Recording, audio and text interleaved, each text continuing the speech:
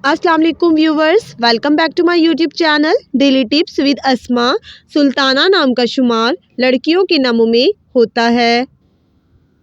सुल्ताना एक इस्लामी नाम है।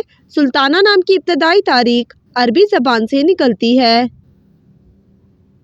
सुल्ताना नाम की लड़कियों के लिए खुशकिस्मत नंबर 3 माना जाता है। सुल्ताना नाम का मतलब है एक रियासत जो सुल्तान की तरफ से हो, यानी मलका। खुशकिस्मत दिनों में इतवार और मंगल का दिन शामिल है। सुल्ताना नाम का शुमार इंटरनेट पर सबसे ज़्यादा सर्च होने वाले नामों में से होता है। खुशकिस्मत धातु में हिंसों के हिसाब से लोहा शामिल है।